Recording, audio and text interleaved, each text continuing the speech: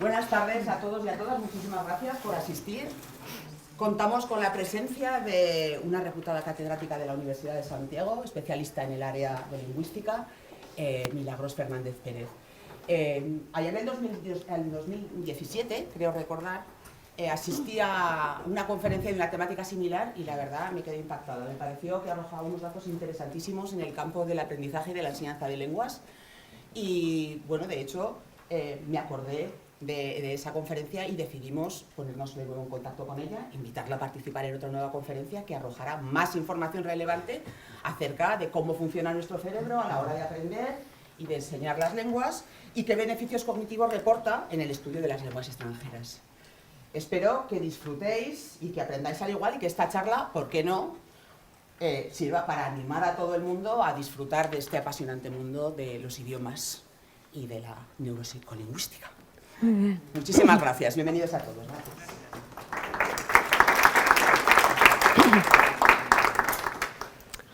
Bueno, yo agradezco a Begoña Checa, agradezco a la que me había invitado, a Julia Jiménez, que me había invitado en el año 2017 a impartir una conferencia similar. No es la misma porque, bueno, hay nuevas contribuciones en esta esfera y me gusta actualizar el conocimiento. Realmente yo lo que voy a hacer es dar una clase de psicolingüística o neuropsicolingüística. Yo imparto una materia en Santiago que se llama psicolingüística y hay un tema o dos temas dedicados a lo que voy a contar aquí. No es ninguna aportación, digamos, que resultado de experimentos que yo haya hecho, pero sí que recoge lo que sería esto que se suele llamar el estado de la cuestión, ¿no? Actualizada y selecta, serían los dos calificativos, no solamente actualización, sino también con criterio que, desde mi punto de vista, que siempre es comprometido, considero selecto. Podría haber hecho otros recorridos y hago estos, y lo diré en su momento, lo justificaré, diré por qué. Bueno, el tema del bilingüismo, del multilingüismo, en lo que sería, ¿qué sería? Nuestra mente, nuestro cerebro. Bueno, pues a esto vamos, que es lo primero que tenemos que ver, si es mente o si es cerebro, o si son las dos cosas. ¿Dónde están? Esta es la gran pregunta que debemos hacernos ya desde de entrada, ya desde el principio. ¿Dónde están las habilidades? ¿Dónde están depositadas las destrezas que tenemos todos y cada uno de nosotros? Sean destrezas de manejo de lenguas, de aprendizaje, de cognición, yo que sé, pues aprendizaje de música, ejecución de actividad musical y aprendizaje y dominio de idiomas. ¿Dónde están esas destrezas, esas habilidades? ¿Están o son el cerebro o tienen una naturaleza mental, tienen una naturaleza psicológica? Esta es una pregunta a la que hay que dar respuesta. No digo que tenga una respuesta definitiva, pero sí una respuesta. Y ya empiezo a comprometerme. La verdad es que el tema ha hecho correr ríos de tinta, sobre todo desde la perspectiva filosófica. Es un tema que viene caminando con nosotros desde, yo creo que desde los griegos, ¿no? Viene caminando este tema con nosotros. Y hay un experto, Mario Bunge, un gran filósofo de la ciencia, que él en realidad era físico, tuvo que exiliarse de Argentina en su momento y pasó buena parte de su vida en Canadá, y en lugar de dedicarse a la física se dedicó a la filosofía de la ciencia, eso que llamamos epistemología. Tiene un libro, Mario Bunge, que es el que figura ahora en la diapositiva, que se llama El problema mente-cerebro, y ahí estudia todos los planteamientos filosóficos de si lo que domina es el cerebro, si domina la mente, si hay un espíritu que es el que hace que se active el cerebro y que por tanto tengamos mente, por dónde hay que caminar, de qué manera hay que aproximarse a lo que es el cerebro y a lo que es la mente, el problema mente-cerebro. Mario Bunge defiende en este libro que, como buen científico, como físico era, todo lo que suponga conocimiento debemos que de forma directa o indirecta hay que llevarlo a algo material, a algo demostrable, ¿no? A algo empírico.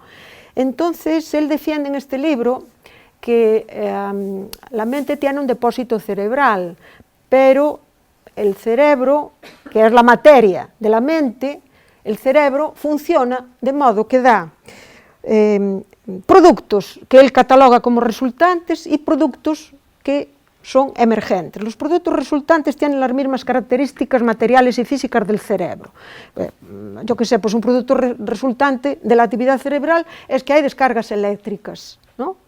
Ahí tenemos propiedades de tipo físico, o hay actividad química, quemas azúcar en el cerebro cuando estás pensando. Estos productos son resultantes porque tienen las mismas características materiales, físicas que tiene el cerebro. Pero hay otros productos de la actividad cerebral que no son resultantes, porque hay un salto cualitativo. Ya no tienen las mismas propiedades físicas, sino que tienen otro tipo de propiedades, como el hecho de que podamos percibir cuando vemos. Nosotros vemos por los ojos, percibimos en la zona occipital, pero para percibir necesitamos interpretar, porque si no identificamos lo que vemos, es como si no hubiéramos visto, necesitamos interpretar. Pues esta necesidad de interpretar es un resultado, un producto emergente, de tipo distinto a lo que sería el puro análisis de cómo es que funcionan los ojos. Bueno, visión, por tanto, de la relación mente-cerebro catalogada, por esto que acabamos de decir, como emergentista. La mente está en el cerebro, pero la mente no es el cerebro, porque el cerebro tiene un funcionamiento que conduce a dos tipos de resultados. Vamos a ir en esta línea.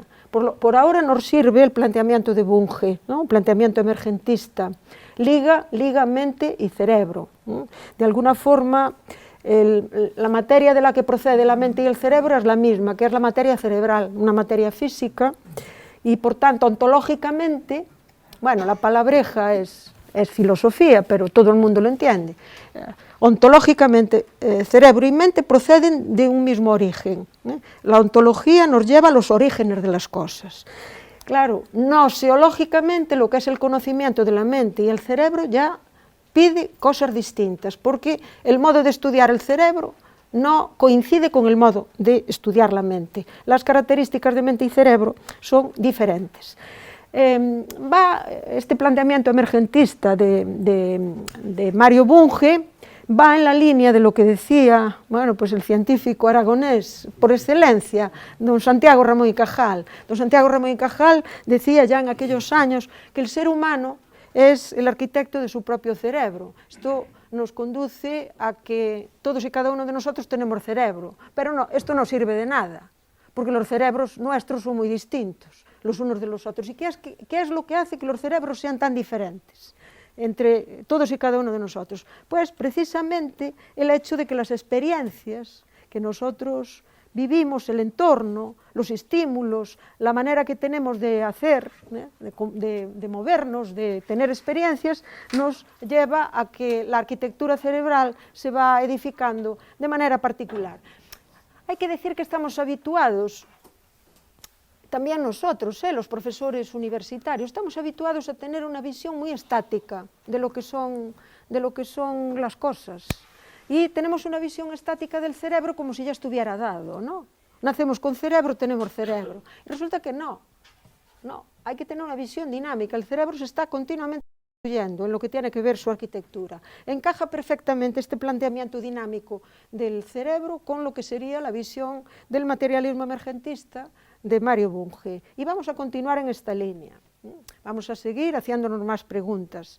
Ya algo hemos dicho, la mente tiene un depósito en el cerebro, ontológicamente está en el cerebro, pero claro, todo está en el cerebro, no solo la mente, todo está en el cerebro. Vamos a cerrar todas las facultades y nos vamos a estudiar todos neurología. Vamos todos a medicina y estudiamos todos neurología. Bueno, yo creo que para poder matizar, que es necesario matizar esto, hay que decir que aunque todo esté en el cerebro, no todo es el cerebro. No todo es el cerebro. Tal y como comentaba antes, la actividad cerebral nos lleva a resultados que son físicos, químicos, eléctricos, pero nos lleva a resultados que no tienen esas características, sino que son características que alcanzan a lo que catalogaríamos como mental. ¿no? Características que tienen que ver con cualidades que nos corresponden como seres humanos, lo que llamamos lo psicológico, lo mental. Hay un psiquiatra, ahora está de moda la psiquiatría, psiquiatras que rompen con lo que es la farmacología de la psiquiatría y plantean otras vías para la recuperación. Bueno, pues este psiquiatra, muy interesante, este hombre intelectualmente a mí me parece que es destacadísimo, es un psiquiatra alemán de la Universidad de Heidelberg que se llama Thomas Fuchs. Thomas Fuchs ha escrito varios libros y el libro que figura ahí, Ecology of the Brain, es un libro rompedor en este sentido. Él sigue la línea, aunque digo que el libro es rompedor, porque procede de un psiquiatra, sigue la línea de unos biólogos chilenos que, bueno, muy afamados, ¿no? Los dos biólogos, Humberto Maturana y Varela, ¿no? Los dos defendieron el planteamiento en activo, que es el planteamiento que está en lo que ofrece el libro de Thomas Fuchs. El planteamiento en activo dice que el cerebro solo es un intermediario, ¿no? Nosotros estamos continuamente autocreándonos, la autopoiesis, ¿no? Nos estamos haciendo continuamente. Entonces, más que el cerebro casi defienden el cuerpo, como productor de todo el conocimiento y de todo lo que somos. Nosotros somos sobre todo cuerpo, diría así de entrada. Pero bueno, no basta el cuerpo continuamente está cambiando y está produciendo cosas, la autopoiesis. Bueno, la visión en activa de Thomas Fuchs yo creo que es la más aconsejable, la más acomodada a lo que vamos a presentar aquí, a lo que podría ser la visión más actual en todo lo que tiene que ver con la relación mente-cerebro, por lo menos en lo que a mí me parece que es selecto, que se puede defender con argumentos. Este libro es del año 2019, para que se vea que es actual.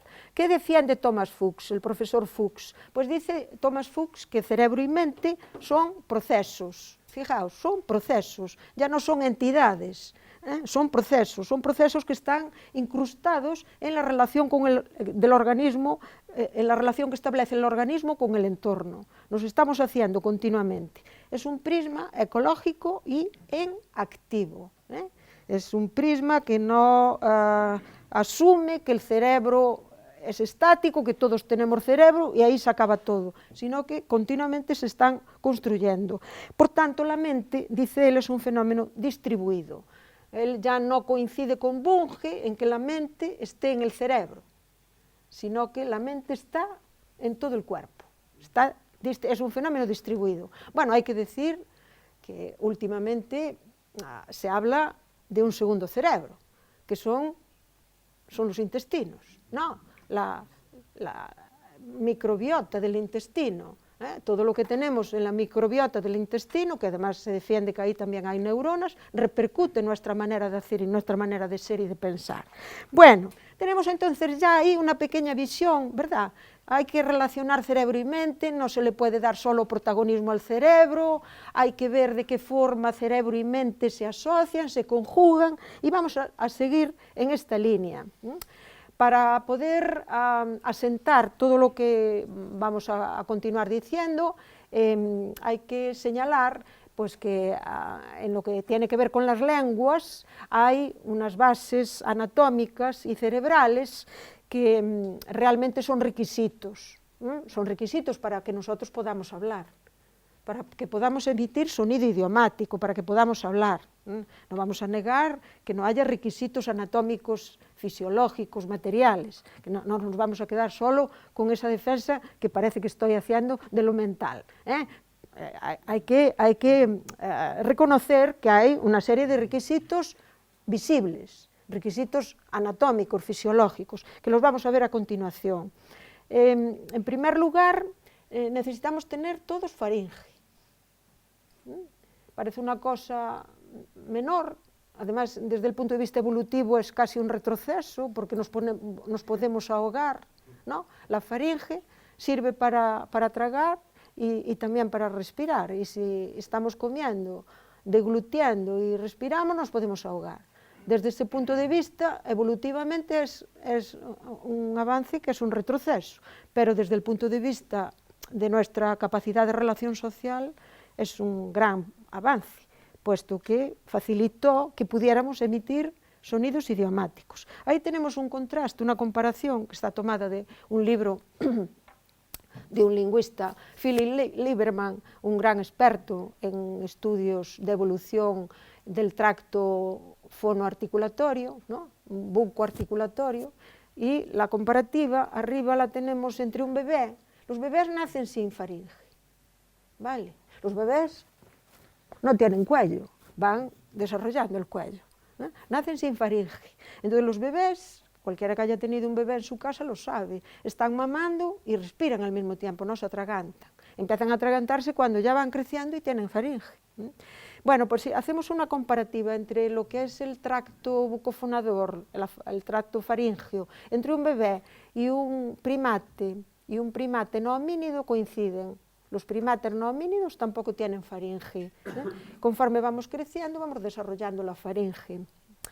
La faringe es un requisito, es una condición indispensable para que podamos tener sonido idiomático. Además de la faringe, bueno, ahí tenemos toda la descripción de lo que sería el aparato bucofonador, con la faringe ahí en el círculo y el resto de los elementos que intervienen en la modulación y en la pronunciación, en la modulación y en la articulación del sonido idiomático, del sonido lingüístico. Digo que además de la faringe necesitamos un cerebro configurado a base de capas y que tenga la capa externa bastante gruesa. Si se compara lo que es la capa más externa del cerebro entre los humanos y los primates no homínidos, se comprobará que el córtex externo del cerebro en los primates no homínidos es muy estrechito. Nosotros tenemos un córtex más amplio, más grande. En el córtex, en la parte más externa del cerebro, está depositada, según se dice, la capacidad de raciocinio. El cerebro está compuesto a base de capas y en la capa externa está la posibilidad que tenemos todos de pensar, de razonar. Pero además de la capa externa, que es una capa, como digo, condición sine qua non, hay otra capa que es fundamental, que es la más interna, la que corresponde a lo que ahí está como hipocampo, tálamo, amígdala, que es el cerebro llamado límbico, que lo vamos a ver a continuación. En el cerebro límbico están depositadas las emociones, o es la parte del cerebro que está en mayor medida involucrada en que nosotros seamos expresivos, ¿no? Seamos expresivos, nos comportemos de modo que se nos note, ¿no? Se nos noten las cosas. Todo eso tiene que ver con la parte emocional. Una persona que esté sufriendo una depresión, pues tiene la parte límbica, no la tiene activada y entonces no tiene lo que diría Jacobson, la función expresiva en el nivel conveniente para poder hacerse entender de manera entretenida, ¿no?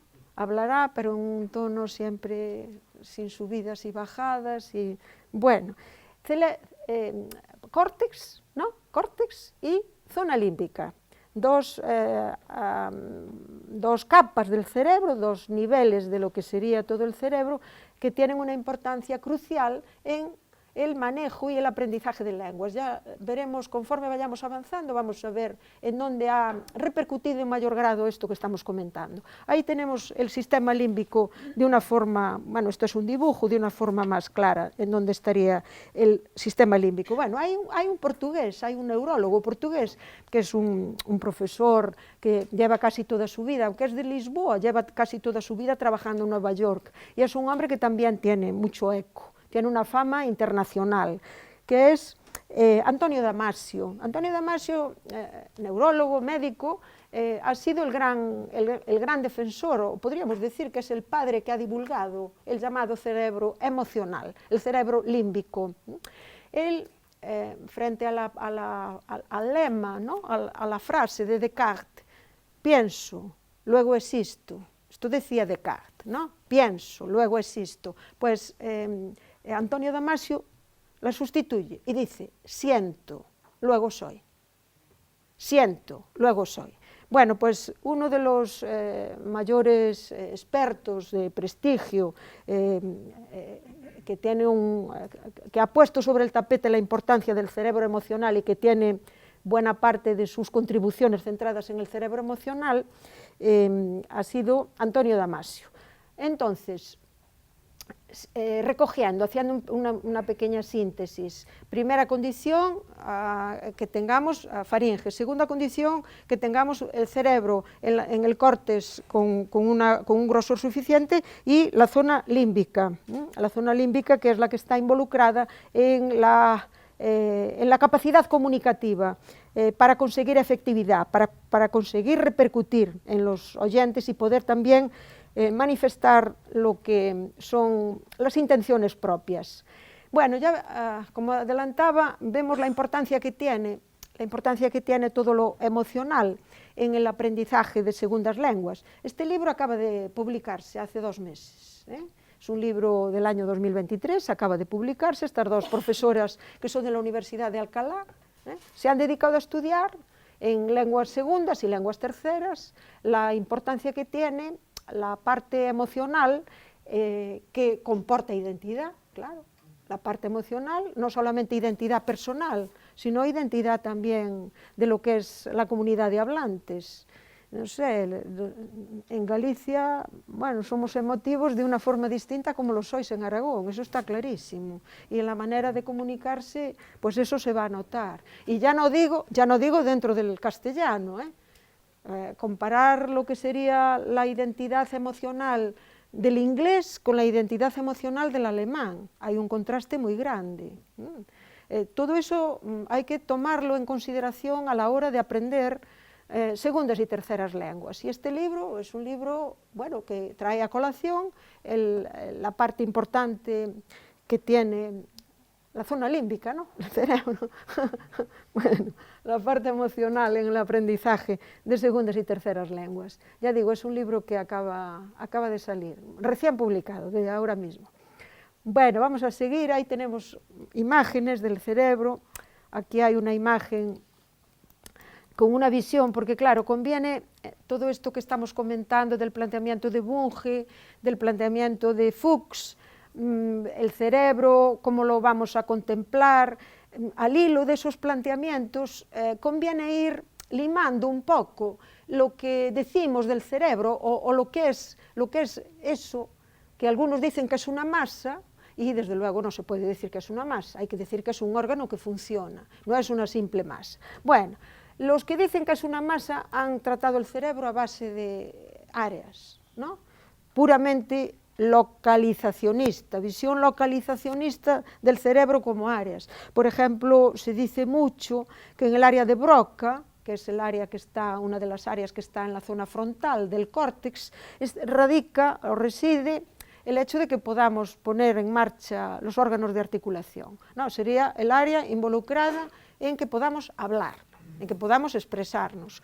Y el área de Wernicke, que está en la zona temporal, más o menos por aquí, es un área que se dice que está involucrada en la comprensión, en la interpretación, o sea, actúa cuando nosotros somos oyentes. Bueno, esto se puede decir, pero es decir muy poco, es decir casi nada. Es decir casi nada. Es una visión muy ligada a lo puramente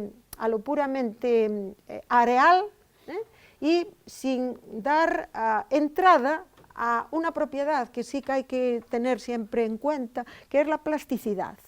El cerebro es un órgano, no es una masa, es un órgano plástico, y si falla alguna zona, alguna área, y hay tiempo por delante suficiente, otras zonas y otras áreas pueden desarrollar aquellas funciones que en un principio estaban ligadas a esa área que ha tenido algún tipo de problema o algún tipo de lesión. Entonces, esta visión, la visión del cerebro como masa, la visión del cerebro en esa línea localizacionista y puramente areal, conviene matizarla. Hay que empezar a trabajar con la visión del cerebro como órgano que funciona. Y aquí tenemos pues una imagen, esta imagen ya no es un dibujo, es una imagen real, es una miografía de la descarga sanguínea que se produce entre las neuronas que tenemos en la zona donde muchas veces, bueno, si hay problemas con las cervicales, pues podemos tener así como mareo, ¿no?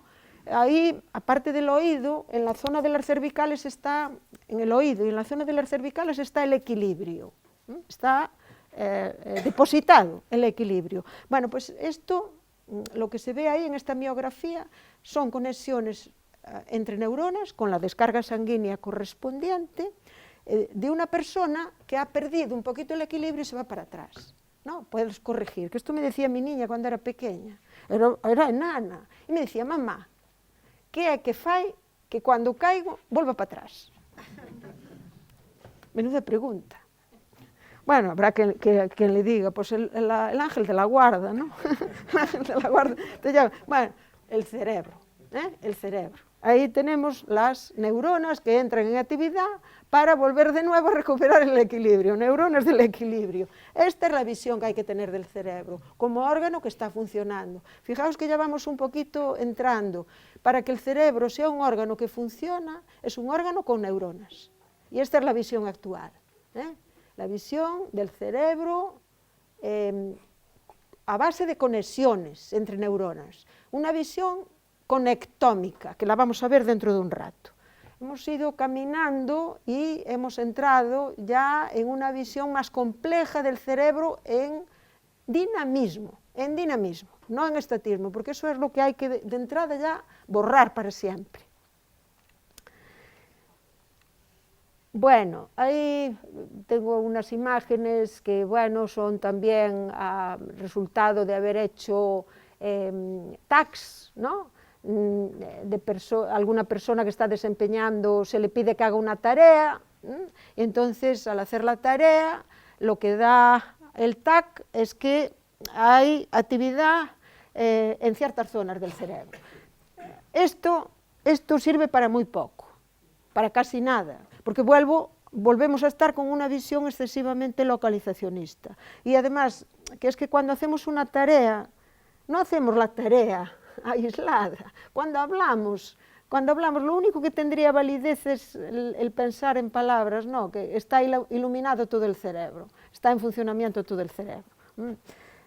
Estas pruebas de estar con experimentos de tareas muy restringidas, muy limitadoras, llevan a una visión excesivamente reduccionista, ¿no? Del cerebro, como si solamente estuviera en esa función concreta, muy reduccionista. Hay que trabajar con visiones más integradoras, que den cabida a toda la complejidad. Y eso es lo que vamos a ver con el conectoma. Este es el planteamiento más actual en esa conexión que se establece entre las neuronas en el cerebro, que es un planteamiento promovido por yo creo que falla el sonido, o a lo mejor lo tengo yo aquí cortado. Así, Un conectoma es un mapa completo de las conexiones entre todas las neuronas de tu cerebro. El conectoma de cada quien es único, y una de las grandes hipótesis con las que estamos trabajando es la de que yo soy mi conectoma, que mis recuerdos, mi personalidad y todos los aspectos de mi identidad están codificados de alguna manera en el patrón de conexiones entre mis neuronas.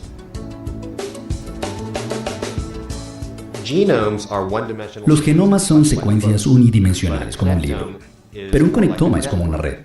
No un objeto unidimensional, sino una red interconectada en extremo, como Internet. Uno de los lemas de este libro es que tú eres más que tus genes, eres tu conectoma. Todos sabemos sobre el poder de los genes para influir en tu destino. Cómo te ves, tu altura, qué enfermedades podrías padecer. Pero intuitivamente, la gente también sabe que hay mucho más que eso. El recuerdo de tu primer beso no está en tu genoma, porque tu genoma no ha cambiado desde que naciste. De alguna manera, ese recuerdo está en tu cerebro. ¿Y dónde está? Podría estar en tu conectoma, el patrón de conexiones entre las neuronas de tu cerebro. ¿Qué podemos aspirar a aprender? ¿Qué podemos aspirar a lograr? Algunos avances se han conseguido en enfermedades como Alzheimer y Parkinson, porque sabemos que en esos casos las neuronas se degeneran y mueren. Hay evidencias visibles de que algo está mal en el cerebro. Pero en la mayoría de los trastornos mentales, esquizofrenia, bipolaridad, los cerebros de estas personas se ven totalmente normales. Y en mi opinión, debemos descubrir qué es lo anormal en estos cerebros para tener la posibilidad de tratarlo o hasta curarlo. Y de eso se trata el estudio de conectomas.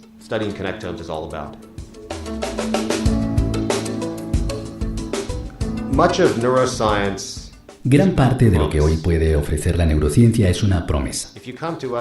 Si nos pides respuestas prácticas sobre cómo vivir tu vida, puede que estas no sean satisfactorias. Pero creemos firmemente que llegaremos a esas respuestas, que la ciencia avanzará. Y me gustaría que la gente entienda la búsqueda en la que estamos y que incluso se involucre en esa búsqueda para entendernos a nosotros mismos y llegar a los medios que nos permitan cambiar y mejorar.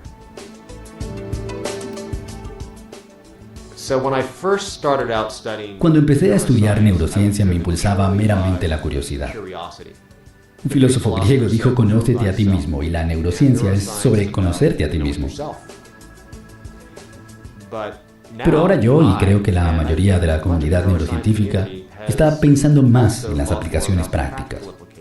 No solo conócete a ti mismo, sino cómo puedo cambiar yo y cómo puedo cambiar los cerebros de otras personas. Esta es realmente la consecuencia práctica de conocer qué somos. Así que esa idea de cambio es ahora para mí más importante de lo que solía ser. Creo que la búsqueda del conocimiento de nosotros mismos y cambiarnos a nosotros mismos es uno de los objetivos más emocionantes para la humanidad.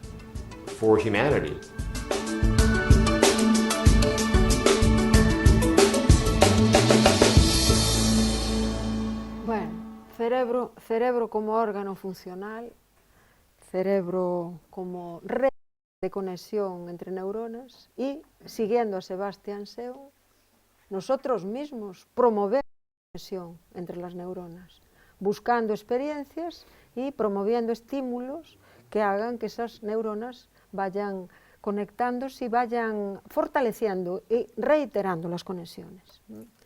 En esta línea es en la que ahora mismo se está caminando, la conectómica. Bueno, otro vídeo del mismo, del equipo, de este gran equipo que hay, eBrains, ¿no? Equipo localizado en diferentes lugares de Europa. One of the biggest challenges when we started the Blue Brain project is that we had to work out how to connect neurons. We had a lot of experimental data that showed us how neurons, where they are located, how they touch each other and where they form synapses.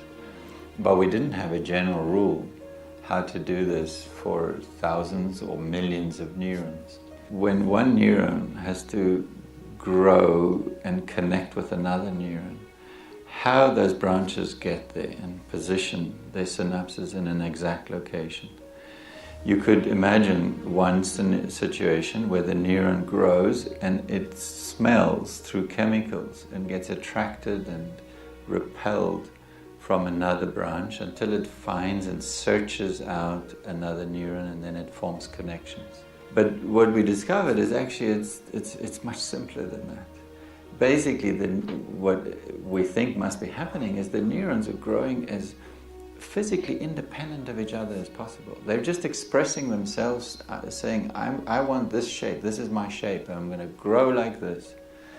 And then when they've all grown together, they just take what they get when they bump into each other.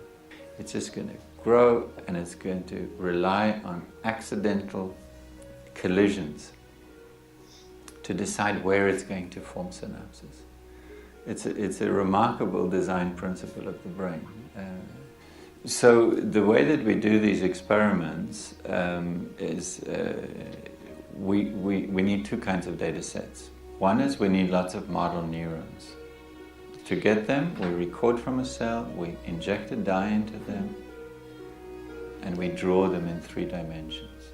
We do that for many, many cells. So we've got many, many model neurons. The second data set is we record from 2 cells, and we inject dyes in both of them, cells that are connected with synapses between them.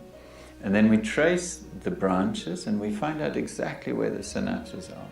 And we do that many, many times so that we understand where synapses are formed between any two types of cells. In the model, we then take these individual cells, we put them in the same space, and there's lots of branches that are intersecting. We have an algorithm that runs on a supercomputer. Yo creo que es suficiente como ilustración de que las vías van en la conectómica. Investigaciones que se centran no en el tejido o las áreas del cerebro, sino en neuronas, en cómo se conectan las neuronas. Y, de hecho, se han elaborado ya sistemas artificiales que simulan el funcionamiento de neuronas y que aprenden como si fuera un cerebro humano. En esta línea es en la que nos vamos a seguir moviendo aquí, y a continuación vamos a acercarnos a lo que serían las bases mentales, ¿no? Ahora hemos estudiado los requisitos o las bases cerebrales de lo que son las destrezas o las habilidades en general y en concreto para el aprendizaje y el manejo de lenguas, y ahora vamos a acercarnos a lo que sería la parte mental, la vertiente mental que se hace constatable, se hace visible, la podemos comprobar en lo que son nuestras conductas y en lo que son nuestras actitudes, lo que pensamos o nuestra propia personalidad se hace visible en lo que decimos, en lo que hacemos o en lo que mostramos, ¿no? Incluso en lo que hablamos, ¿no? Hacemos continuamente un retrato de nosotros mismos, en la manera que tenemos a lo mejor de enfocar los discursos. Hay gente que enfoca el discurso siempre para reclamar, ¿no? Para estar pidiendo. Hay otras personas que enfocan los discursos para describir, para contar cosas. Hay personas que hacen discursos evaluativos, hablen de lo que hablen, Es conveniente tener esto presente. Hacemos siempre un retrato, una especie de dibujo de quiénes somos, por todo esto que estamos comentando. Entonces, la parte, digamos que psíquica, la parte mental, la parte psicológica, la vamos a encontrar constatada, hay que estudiarla, claro, pero la vamos a encontrar constatada y visible en conductas y en actitudes. Ahí tenemos a una chica que parece que está muy aburrida, está desganada. No creo que tenga una actitud esperable para poder enfrentarse con el aprendizaje de segundas y terceras lenguas. Parece que no tiene ganas de nada. Aquí tenemos a alguien que está delante de una pantalla, ¿no?, de un ordenador, y la verdad es que pone muchísima atención, una función ejecutiva primordial, la de la atención, para poder aprender. Bueno, todo esto es mental. Aquí hay alguien que está muy concentrado. Otra función ejecutiva, la de la concentración, está concentrado en lo que está escribiendo. Todo esto son conductas que están ilustrando, nos están haciendo ver determinadas disposiciones mentales, que esto también es importante en el aprendizaje de lenguas. No basta con que tengamos un cerebro y que se conecten las neuronas. Las neuronas se conectan si tenemos estas actitudes, si tenemos estas disposiciones en positivo, para construir nuestro propio cerebro, que diría Ramón y Cajal. Entonces, vamos a acercarnos, ya tenemos las dos bases, la cerebral, la base mental, ya sabemos más o menos por dónde tenemos que caminar. Vamos a acercarnos a lo que ha sido la investigación hasta ahora desarrollada sobre la base cerebral de las lenguas, ¿no? ¿Qué es lo que nos ofrecen, qué es lo que nos ofrece la arquitectura cerebral en el caso de sujetos que son monolingües? ¿Qué es lo que nos ofrece la arquitectura cerebral en el caso de bilingües o multilingües? ¿Y qué es lo que nos ofrece la arquitectura cerebral de mujeres zurdas? Un poco para tenerlo en cuenta y confrontarlo con lo que sería la arquitectura cerebral, quedándonos únicamente con la parte lingüística. Vamos a tener en cuenta también la parte de actividad manual, de destreza manual, si es alguien diestro, si es alguien zurdo, sobre todo combinado con el sexo, porque esto tiene importancia. Bueno, lo que vamos a ver a continuación procede de grandes neurolingüistas, como es el caso de Franco Fabro, es un experto en neurolingüística que está en la universidad, en estos momentos en la Universidad de Padua, si no me equivoco. Ha escrito muchos trabajos sobre bilingüismo en un fundamento neurolingüístico, sería por tanto una de las fuentes. La segunda fuente es de un neurolingüista destacadísimo, ya jubilado, es un hombre ya con edad, que es Michel Paradis, un canadiense dedicado toda su vida a la neurolingüística del bilingüismo. Hablaremos de Michel Paradis más adelante, de nuevo. Y con estos trabajos, entre otros, Franco Fabro y Michel Paradis, hay que señalar lo siguiente con respecto a las lenguas y lo que sería su depósito en uno de los hemisferios cerebrales. No se puede decir de entrada que las lenguas, la lengua primera o las lenguas primeras están en el hemisferio izquierdo y las lenguas segundas en el hemisferio derecho, como se ha venido diciendo. Esto hay que matizarlo, hay que corregirlo. Primer parámetro, primera condición o primer ingrediente que hay que tomar en consideración para poder referirnos a la lateralización de las lenguas. El primero es el grado de exposición, la frecuencia de uso de esas lenguas. Pueden ser lenguas aprendidas, pero que se manejan con mucha regularidad, y esas lenguas, aunque hayan sido aprendidas, se convierten en lenguas regulares, lenguas automatizadas, están en el hemisferio izquierdo. Y puede haber casos de lenguas que hayan sido adquiridas, lenguas primeras, que hayan dejado de usarse. Voy a dar 2 ejemplos dentro de un rato, además ejemplos directos, conocidos por mí, no leídos en publicaciones, sino conocidos por mí. Lenguas que son iniciales, las primeras lenguas, que han dejado de utilizarse por las razones que sean y pasan a ser lenguas aprendidas, se desautomatizan, pasan al otro hemisferio. Voy al ejemplo, a los 2 ejemplos. En mi pueblo, yo soy, aunque vivo en Santiago desde hace muchos años, vengo de la provincia de Orense. Yo soy muy cerquita del Modisto, de Roberto Berino. A 4 kilómetros estoy de Roberto Berino yo. Bueno, pues en mi pueblo, es un pueblo como toda Galicia, quizás también Aragón tiene esto, ¿no? Muchos emigrantes. Una persona de mi pueblo, llamado Gregorio, que además tiene el nombre de mi querido padre, se marchó del pueblo cuando tenía 17 años. Emigró. No tenía medio de subsistencia y emigró. Estuvo unos años en París solo hablando gallego, algo de castellano, pero solo hablando gallego. Estuvo unos años en París y luego definitivamente se asentó se fue al otro lado del mundo, a Australia, primero en Australia, pero luego en Nueva Zelanda. Hizo un emporio en Nueva Zelanda. Un emporio de hoteles, sí. Y estuvo en Nueva Zelanda toda su vida, excepto que hace 10 años, 8 años, se volvió al pueblo.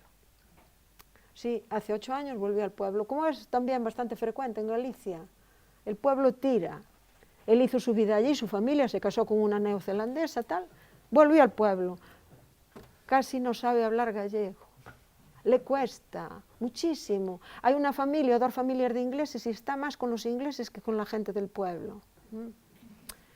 Le resulta penoso a él, le da muchísima pena que le ocurra esto, pero es lo que hay, es lo que hay. Lengua que se ha desautomatizado, ha convertido en lengua habitual, en lengua automatizada el inglés. Bueno, pues al hilo de este ejemplo, hay una estudiante que fue de máster, ahora está haciendo la tesis, Clara Ponce. Esta chica, bueno, yo puede haber gente muy morena, así de tez oscura en el aula. A mí me parecía que tenía rasgos andinos, de tan oscura la tez y rasgos andinos. Y como después hizo el trabajo de fin de máster y más cosas conmigo, pues me dijo, es que mi padre es peruano. Mi padre es peruano, pero lleva fuera del Perú pues desde los 14 años. Se fue del Perú, yo no sé si había algún problema con aquel grupo Tupamaros, ¿no? Tuvo que salir del país, luego estuvo en Argentina, se casó en Argentina con una gallega que tiene ascendencia en Noya y llevan viviendo en Noya me parece que 15 años. Y viene un día y me dice, profesora, vino una tía mía del Perú y de repente mi padre hablando quechua. recuperó el quechua, pero lo recuperó porque vino su hermana y se puso a hablar quechua con la hermana. Bueno, ejemplos en la línea de lo que estamos comentando, frecuencia de uso. Las lenguas, si no se manejan, son lenguas que quedan ahí como en depósito, ¿no? Y las lenguas que se manejan con mucha regularidad, pues son lenguas que se automatizan. Por eso el aprendizaje de lenguas debe llevar siempre de la mano un alto porcentaje de uso, no solamente limitarlo al aula. Los que están aprendiendo segundas y terceras lenguas pues deben procurar manejar esas lenguas fuera del aula. Segundo parámetro, segundo elemento que hay que tener en cuenta con respecto a la lateralización, que es también un elemento importante, el de los componentes de la lengua.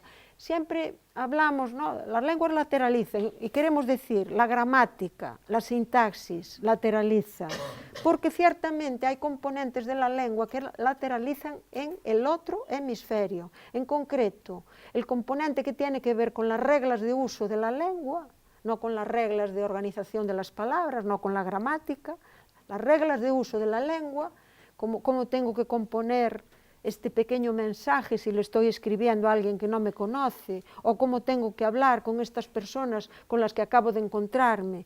Reglas de uso, lo que llamamos pragmática.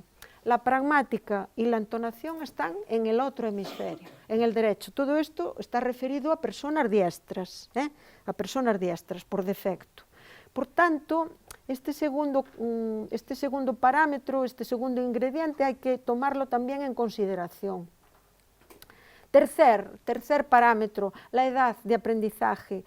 Se suele hablar del periodo crítico, ¿no? Que es un periodo que es cuando las neuronas, las conexiones neuronales no están excesivamente comprometidas, se van comprometiendo, entonces es más fácil, hay un mayor grado de plasticidad, es más fácil desarrollar lenguas, aprender lenguas. Y todas esas lenguas que se desarrollan, que se aprenden durante el periodo crítico, que son las primeras etapas, hasta, yo qué sé, pues hasta los 12 o los 13 años, hasta cuando vaya, esas lenguas que se aprenden están depositadas en el hemisferio izquierdo. Son todas lenguas, aunque sean aprendidas, van a ser al final lenguas automatizadas.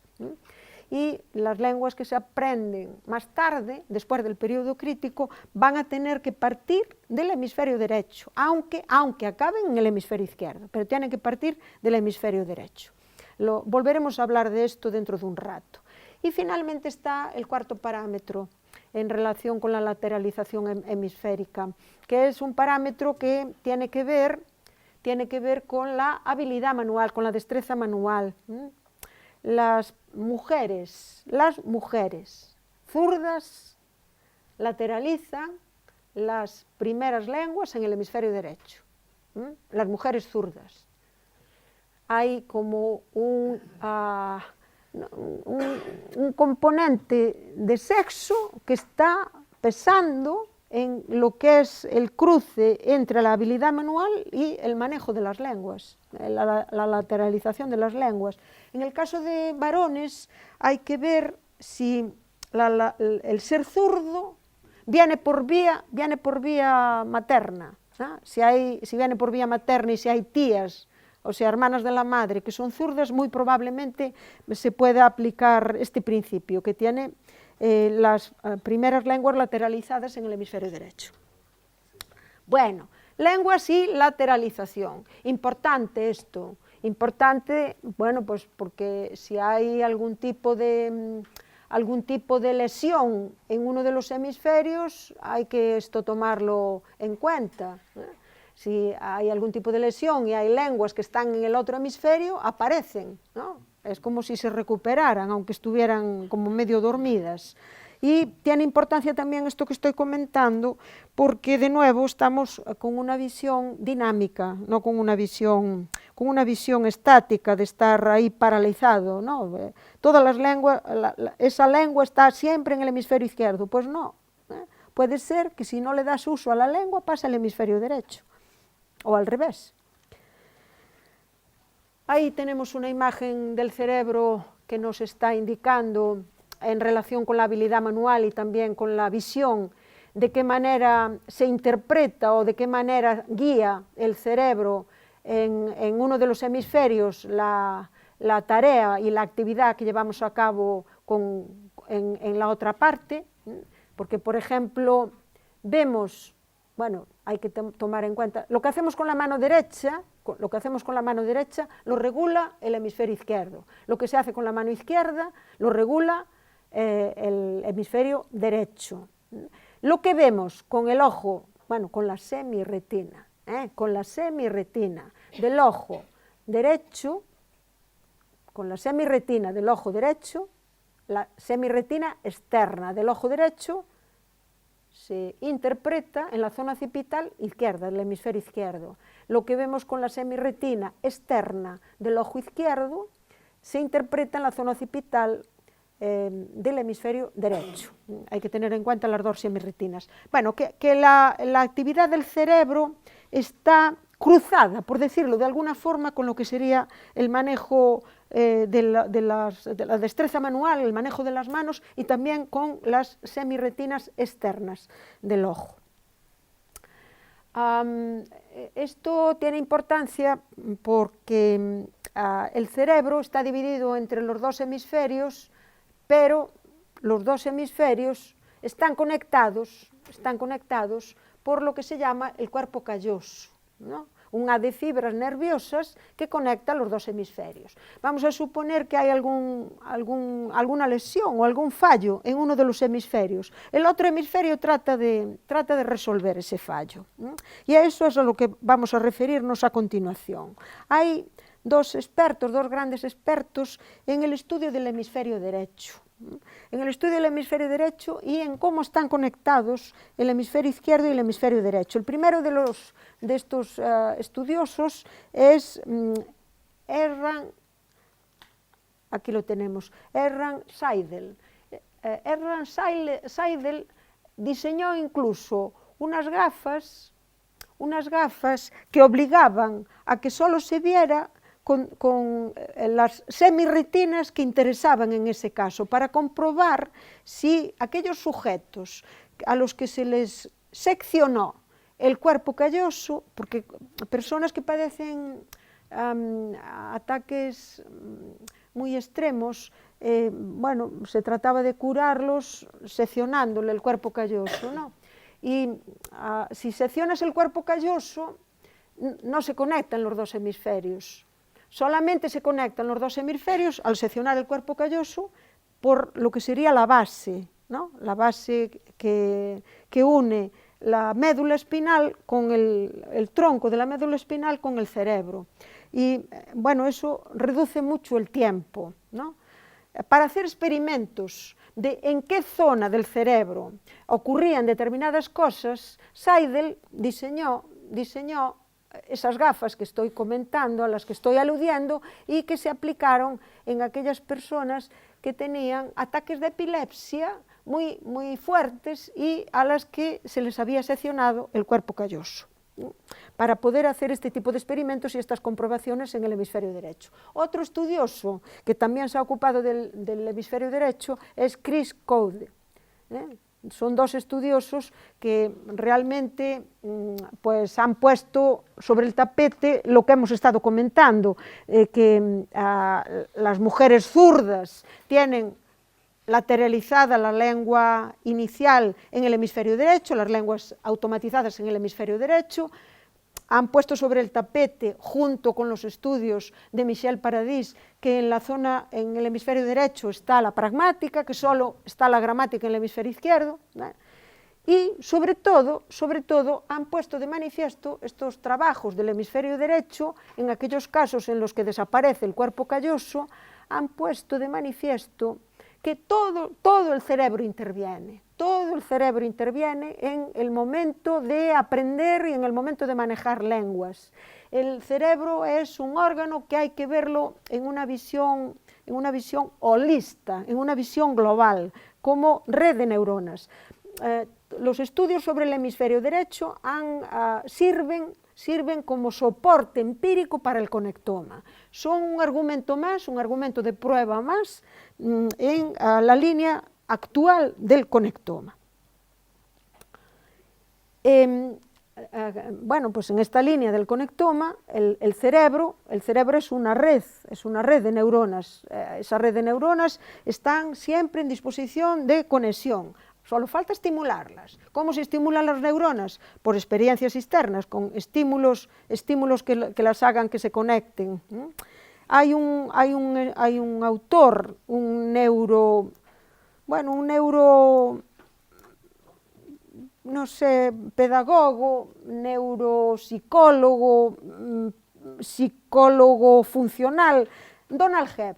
Donald Hebb, en el año 47, mucho antes del libro de Sebastian Seu, que el libro de Sebastian Seu es del año 2012 o 2014.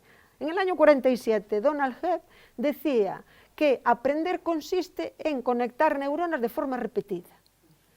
Eso es el aprendizaje, en estar conectando neuronas de forma repetida. Es el conectoma en el año 47. Y proponía una imagen parecida a esta. Ahí tenemos neuronas, las mismas neuronas que se conectan una y otra vez, y por eso hay esa descarga eléctrica que tenemos ahí. Aprender es reiterar las conexiones de las neuronas. Bueno, llegamos así de esta forma casi al principio, ¿no? Al principio de lo que quería yo comentar, que hay elementos que están muy ligados también a la parte psicológica y a la parte conductual. O sea, las neuronas se conectan si tú promueves que se conecten. Hay elementos conductuales, psicológicos, que están ahí pesando para que realmente el cerebro se construya, para que las neuronas entren en conexión. Vamos a ver esos factores que están pesando para que las neuronas se conecten. En primer lugar, hay, al menos esos tres factores tienen incidencia en el aprendizaje de lenguas segundas. En primer lugar está el factor de la exposición y del uso regular de las lenguas. Tal y como acabábamos antes de ver, al hablar de la lateralización, cuanto más se usen, cuanto más se manejen, el nivel de regularidad hace que las lenguas se vuelvan automatizadas. Bueno, pues esto significa que tienes un nivel más alto de dominio, tienes una destreza muy alta en el manejo de las lenguas. Si las manejas, si las aprendes, si estás en contacto continuo y regular con ellas. El segundo factor incidente es el de la motivación. Es un factor crucial, bueno, de nuevo estamos ante un factor que tiene que ver con la conducta y que hace, si estamos motivados, esto hace que seamos curiosos, que tengamos ganas, que queramos aprender y esa motivación, que ahora mismo yo la acabo de presentar de forma intrínseca, puede tener también una cara más externa. Uno puede tener una motivación para aprender, para tener curiosidad, porque busca una profesión, quiere tener un puesto laboral y el puesto laboral le pide que maneje lenguas. Bueno, pues yo creo que es un motivo suficiente como para tener ganas de aprender y conectar neuronas. Puede haber un motivo sentimental, tienes un novio o una novia, no, japonesa o japonés, entonces pues te pones a estudiar japonés para poder estar integrado en Japón. Bueno, no solamente la parte de motivación intrínseca, sino estas otras motivaciones, que hay muchos estudios, mucha investigación sobre la motivación para aprender segundas y terceras lenguas. Y está un tercer factor, al menos estos tres factores, hay un tercer factor que es el de la edad de instrucción, ¿no? Que tiene que ver con la plasticidad. Aunque bueno, el cerebro es plástico, lo veremos después con algún título que voy a pasar, el cerebro es plástico toda la vida, y lo dice Sebastian Seu, las neuronas se regeneran, las neuronas se reconectan, las neuronas se reponderan, habla de 4 R's, reconexión, reponderación, regeneración y no sé otra, son cuatro. Hay que olvidarse de que conforme vamos cumpliendo años, el cerebro envejece. No es verdad. Las neuronas están con la plasticidad ahí. Es cierto que en la edad inicial, durante el periodo crítico, es más fácil aprender cosas, ¿no? Hay la plasticidad, el cerebro no está tan comprometido y el nivel de plasticidad pues está como más puro, ¿no? Si uno aprende lenguas en las primeras etapas, pues claro, tiene la entonación y el acento, como lo tengo yo. Claro, yo no puedo borrar el acento de donde provengo, es un acento de lengua inicial y de lengua manejada con mucha regularidad. Para tener un acento, que yo creo que es la parte más difícil, ¿verdad?, del aprendizaje de segundas y terceras lenguas, para tener el acento de la lengua que aprendes. A los niños, cuando si aprenden la lengua de pequeños, el acento ya va. Luego resulta más complicado. Yo tengo mi hija aprendió inglés jugando en inglés. Iba a jugar en inglés, veía películas en inglés, dibujos animados, cantaba. Parece inglesa. La escuchas y parece nativa. Es cierto que se le dan bien los idiomas. Bueno, acento, entonación, etapa crítica, ¿no?, en esa primera parte. Independientemente de esto, hay que tener en cuenta que la edad no es un factor en contra para poder aprender segundas terceras lenguas o cualquier otra cosa. Bueno, además del aprendizaje en general, conviene tener en cuenta la dinámica del aprendizaje según el cometido de destreza. El aprendizaje no sigue los mismos derroteros así en general, sino que hace recorridos distintos dependiendo del tipo de destreza que se esté desarrollando.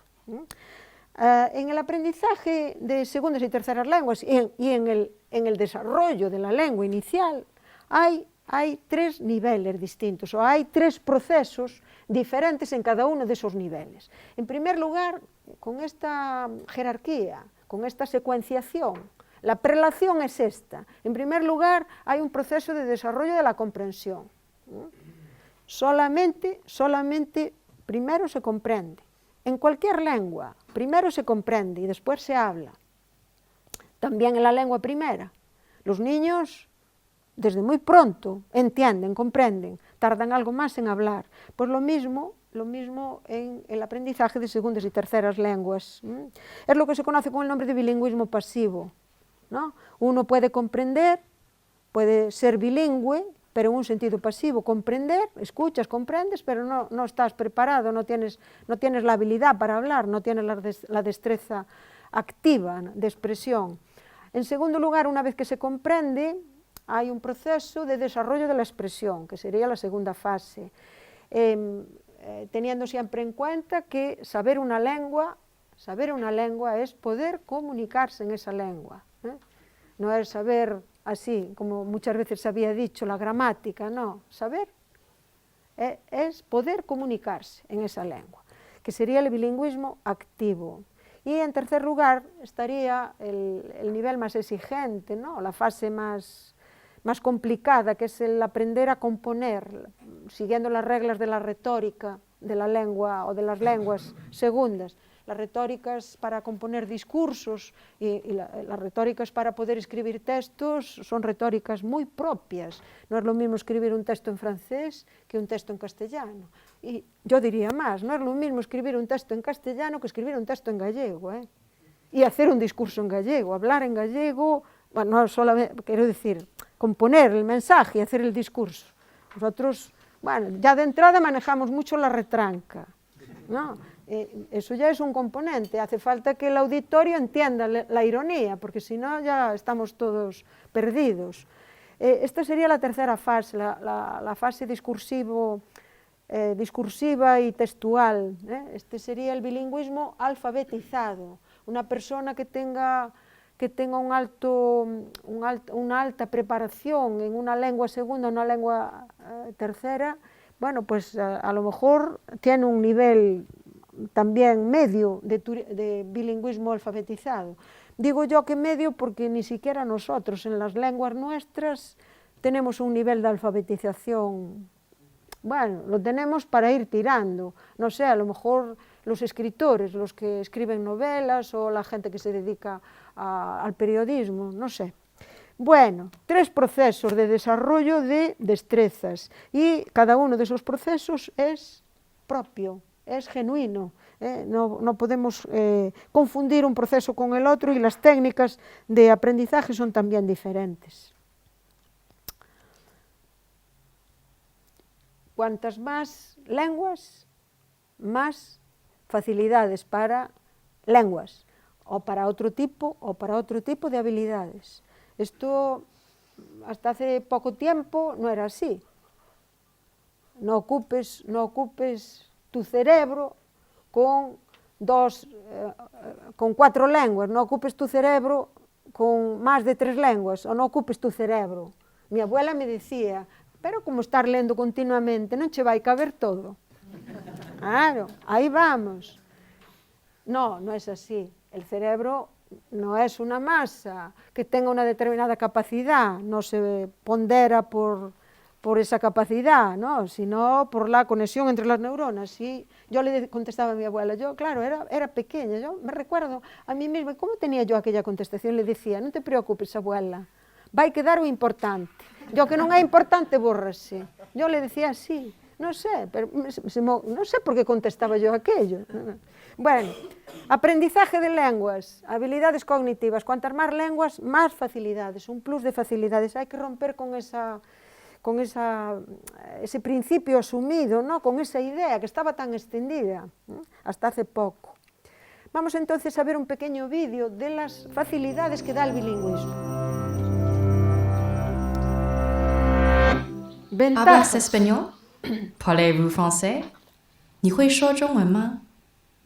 If you answered sí, oui, or 会, and you're watching this in English, chances are you belong to the world's bilingual and multilingual majority. And besides having an easier time traveling or watching movies without subtitles, knowing 2 or more languages means that your brain may actually look and work differently than those of your monolingual friends. So, what does it really mean to know a language? Language ability is typically measured in 2 active parts, speaking and writing, and 2 passive parts, listening and reading. While a balanced bilingual has near equal abilities across the board in 2 languages, most bilinguals around the world know and use their languages in varying proportions. And depending on their situation and how they acquired each language, they can be classified into 3 general types. For example, let's take Gabriella, whose family immigrates to the US from Peru when she's 2 years old. As a compound bilingual, Gabriella develops 2 linguistic codes simultaneously, with a single set of concepts, learning both English and Spanish as she begins to process the world around her. Her teenage brother, on the other hand, might be a coordinate bilingual, working with 2 sets of concepts, learning English in school while continuing to speak Spanish at home and with friends. Finally, Gabriella's parents are likely to be subordinate bilinguals, who learn a secondary language by filtering it through their primary language. Because all types of bilingual people can become fully proficient in a language, regardless of accent or pronunciation, the difference may not be apparent to a casual observer. But recent advances in brain imaging technology have given neurolinguists a glimpse into how specific aspects of language learning affect the bilingual brain. It's well known that the brain's left hemisphere is more dominant in analytical and logical processes, while the right hemisphere is more active in emotional and social ones. Though this is a matter of degree, not an absolute split. The fact that language involves both types of functions, while lateralization develops gradually with age, has led to the critical period hypothesis. According to this theory, children learn languages more easily because the plasticity of their developing brains lets them use both hemispheres in language acquisition.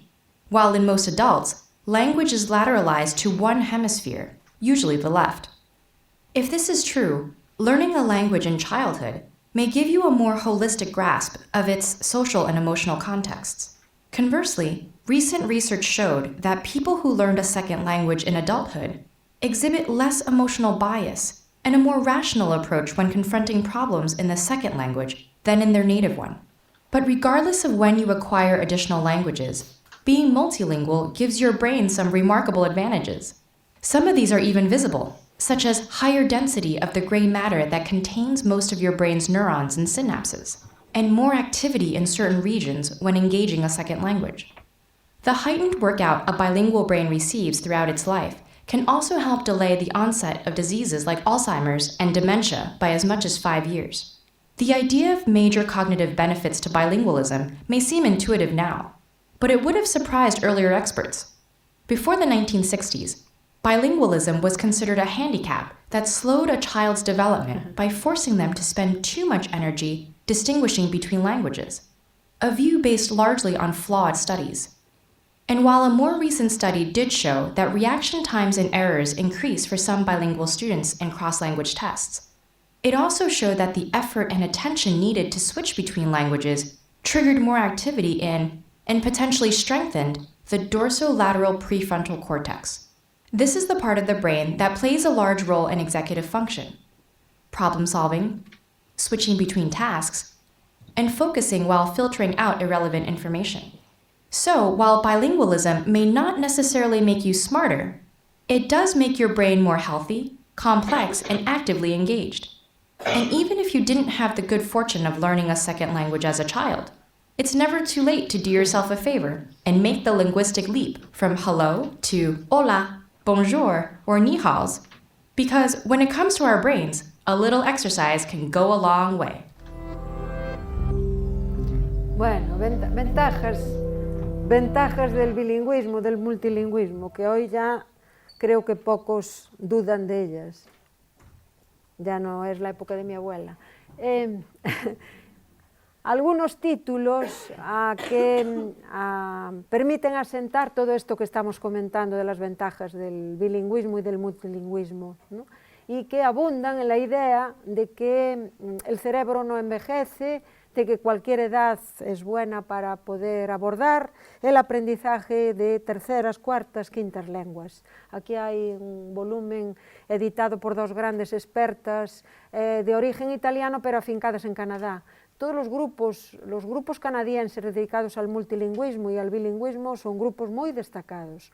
Siguen la estela de Michel Paradis y, bueno, Canadá es un país que se ha dedicado al mantenimiento del francés y del inglés y de las lenguas que tienen al norte, o al menos eso dicen, ¿no? Las lenguas esquimales, yo no sé si logran mantenerlas, pero bueno, al menos están ahí.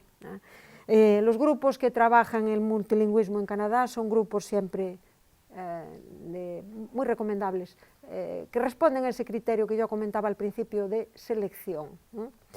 Bueno, aquí otro volumen más sobre la importancia del input, de la experiencia, del estímulo, ¿no?, que supone cualquier tipo de aprendizaje, y también el aprendizaje en segundas y terceras lenguas, en más de una lengua.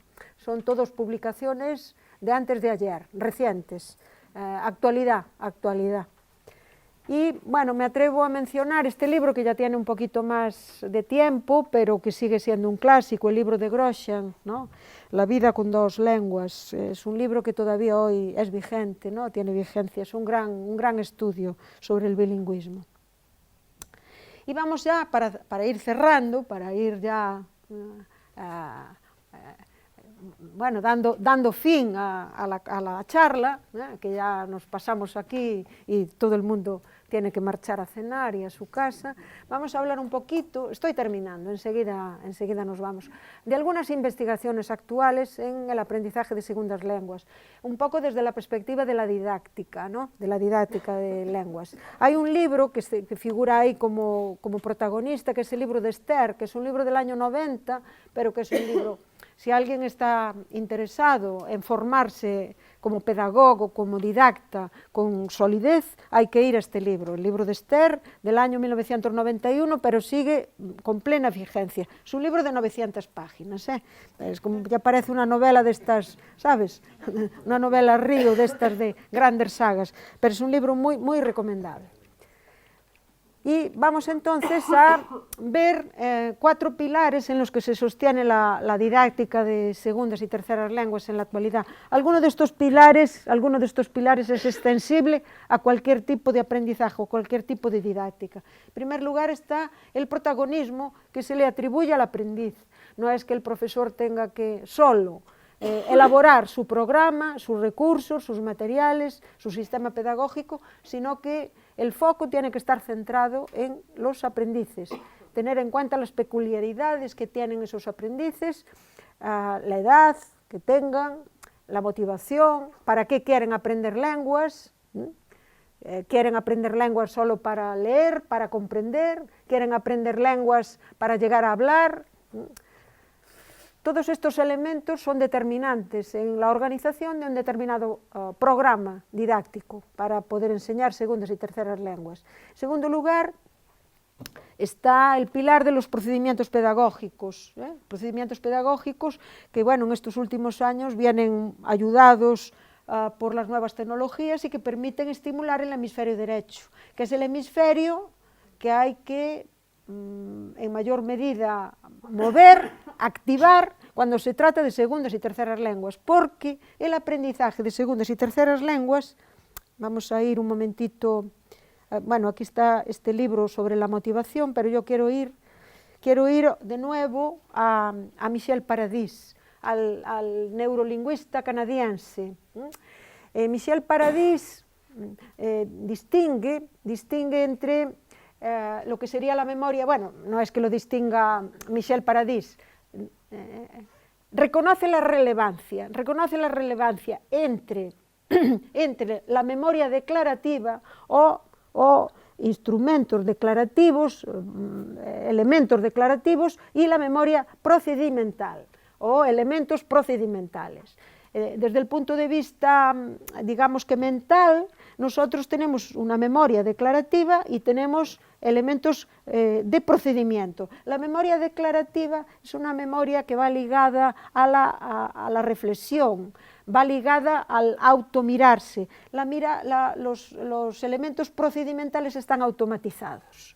Entonces, la memoria declarativa estaría en el hemisferio derecho, estaría más ligada a las reglas de uso, a la pragmática. Siempre tenemos que estar pensando en cómo contar, ¿no? Esas reglas de uso, cómo contar, cómo me dirijo, cómo compongo este mensaje. Bueno, pues el aprendizaje de segundas y terceras lenguas parte de la memoria declarativa, parte de lo que sería la comunicación, no parte de las reglas de la gramática, que sería lo automatizado, sería lo procedimental. Entonces, hay que tener en cuenta que para estimular la memoria declarativa conviene ir al hemisferio derecho, que es en donde vamos a poder activar las lenguas segundas. Y ese hemisferio derecho es un hemisferio más comunicativo y es un hemisferio más social, más consciente. Y bueno, las nuevas tecnologías no solamente nos permiten activar el hemisferio derecho, la memoria declarativa, sino que con las nuevas tecnologías vamos a poder coadyuvar con los sentidos, porque vamos a tener la posibilidad de estar viendo y vamos a poder echar mano de sistemas también de audición. Hay un medio complementario en el aprendizaje de segundas y terceras lenguas, que es el aprendizaje ayudado por ordenador, ¿no? Bueno, ahí tenemos nuevas tecnologías que facilitan la activación, la estimulación del hemisferio derecho y que canalizan el aprendizaje de segundas y terceras lenguas a través de la parte comunicativa. Por tanto, el modelo comunicativo sería el modelo ideal para aprender segundas y terceras lenguas, no tanto el modelo formal. Y en tercer lugar está, bueno, la adecuación del sistema pedagógico, ¿no? Hay que adecuar los medios, los recursos, dependiendo de las fases. Recordando lo que comentábamos antes, no es lo mismo plantear recursos pedagógicos para enseñar a comprender que diseñar recursos pedagógicos destinados a poder expresarse, a poder hablar.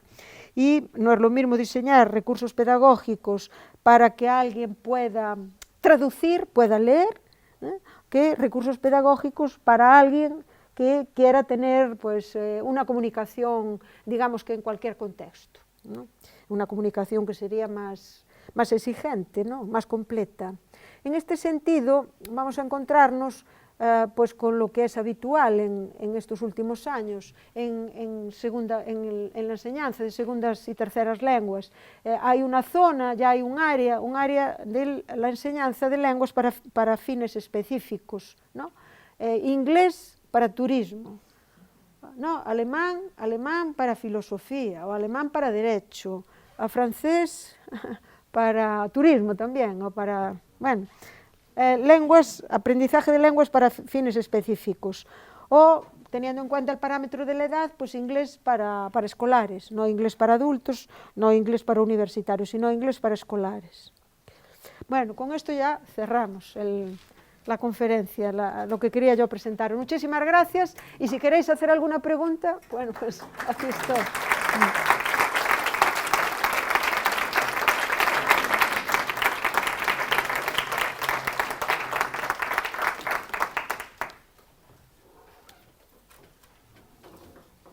Ya en la otra ocasión, mira que lo recuerdo al profesor, ya me hizo pregunta, ¿no había estado en el año 2017, en la otra conferencia?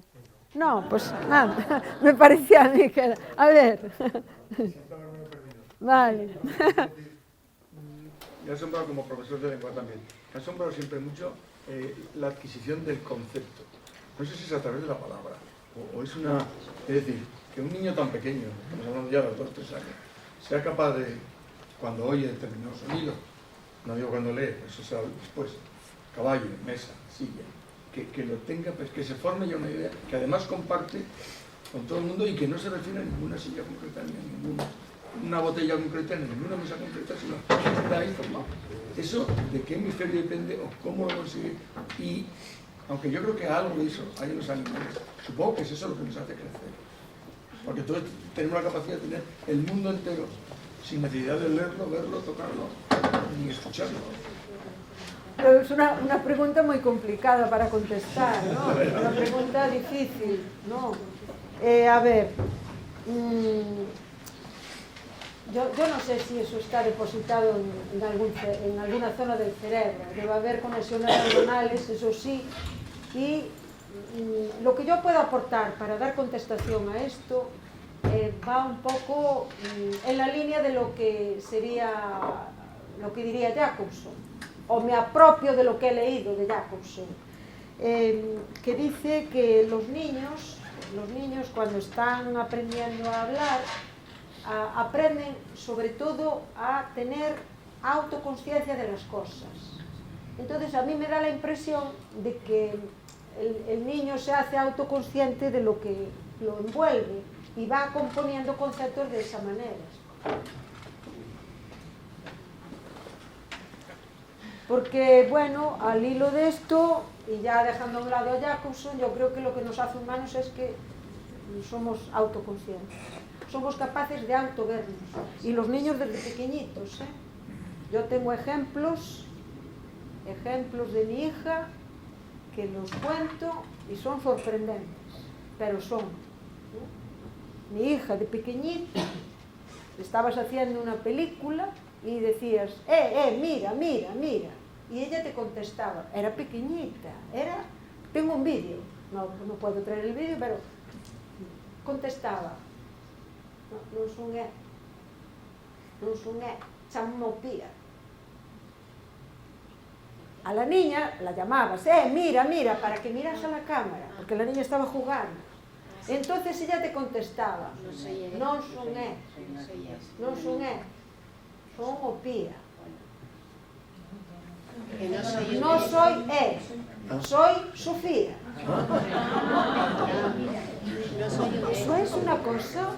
Eso es una cosa que llama muchísimo la atención. Y era una enana, era pequeñísima. Esto es porque los humanos somos capaces de autover.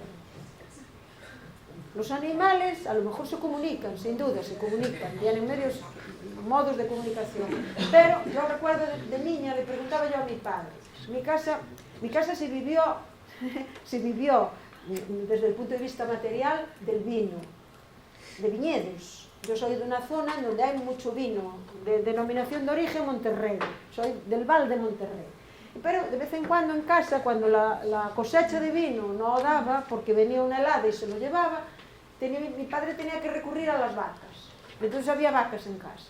Llevaba las vacas, iba yo con ellas. Las vacas siempre me inspiraron mucha ternura, porque son animales mansos y tienen una mirada que la verdad es tierna, la mirada. Yo le preguntaba a mi padre: papá, as vacas pensan, as vacas falan, algo falan, porque hornean, o sea, emiten mugidos, algo tal. Y mi padre me contestaba, tú fíjate lo que me contestaba mi padre, sabiduría popular. Me decía mi padre: algo deben falar, pero importante, algo deben falar e algo deben pensar, pero importante é que non saben que o fan. Es que es verdad, es esto. Entonces, siguiendo a Jacobson, yo creo que los niños desde muy pronto tienen autoconsciencia, que encaja con esta característica que tenemos nosotros los humanos, de autovernos. Y con esa autoconsciencia pues van conceptualizando lo que tienen a su alrededor. Ejemplo con Sofía, que era capaz de verse con su propio nombre y reconocer que los papás le estaban diciendo y que ya no se llamaba Al hilo de tu hija, lo que has contado antes, que se le daban muy bien las lenguas, ¿qué papel desempeña el cerebro a una persona se le da bien las lenguas? ¿Qué factor es el que es determinante? Pues, a ver, yo creo que es la estimulación. La niña, no sé, a lo mejor hay algo de genética, no sé, pero yo creo que genética no, yo creo que es estimulación. La niña estuvo muy en contacto desde pequeña con lenguas, clase de inglés, iba a jugar en inglés, veía también muchos dibujos animados en francés, de hecho ella habla también muy bien francés, no tiene el mismo nivel de inglés, pero habla muy bien francés, y ahora sabe un montón de alemán porque está estudiando alemán. Entonces yo creo que el cerebro, cuanto más lo estimules en una determinada destreza, más fácil es que esa destreza se desarrolle. Es lo mismo que ocurre con la música o con las matemáticas. Cuanto más lo estimules en esa destreza, más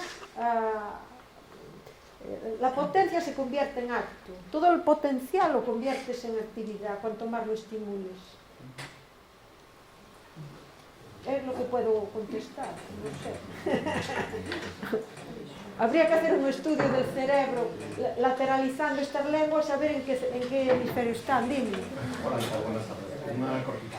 En el bilingüismo hay variaciones, por ejemplo, culturales o de edad. Lo digo porque me ha venido a la cabeza el otro día, yendo por la calle, tenía por delante un par de chicas bastante jóvenes que hablaban, creo que era árabe, pero cambiaban de corrido entre árabe y castellano, y me pareció algo muy curioso porque no creo que fuera un defecto de que les faltaran palabras en una lengua o en otra, que seguramente eran perfectamente bilingües, pero me llamó muchísimo la atención la forma en que lo hacían, porque era muy de corrido, como si para expresar determinadas cargas emocionales, por decirlo de alguna forma, recurrieran a una o a otra. Entonces, culturalmente hay distintos bilingüismos, o según las edades que a lo mejor están más expuestas a tecnología, que les trae multitud de palabras, por el inglés, por ejemplo, que se lleva mucho. ¿Hay variaciones? Es que no sé a qué te refieres con culturalmente. O sea, quiero decir, si en determinados países el uso del bilingüismo tiene características distintas a otros, en determinadas culturas. Pero bueno, este caso que estás comentando, hombre, es bilingüismo, pero es manejo de dos códigos alternando.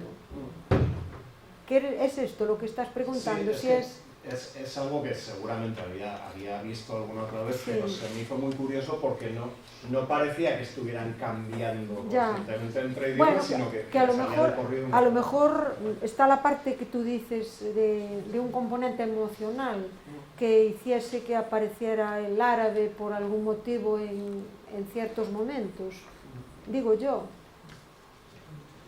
no sé. es que no puedo, no tengo datos, no sé qué contestar. Yo creo que la parte emocional debe estar ahí presente. El recurrir a lengua o a lenguas que tienes en depósito cuando estás hablando la lengua que corresponde al entorno en el que te mueves, desde luego está motivada por razones emocionales. Claro. Cuando uno está enfadado recurre a su idioma. Claro, sí, o cuando ¿no? estás también así muy feliz, ¿no? O sea, los dos extremos. O cuando tienes que decir algo que es así como un poco más íntimo. Entonces recurres a la lengua que es la propia tuya.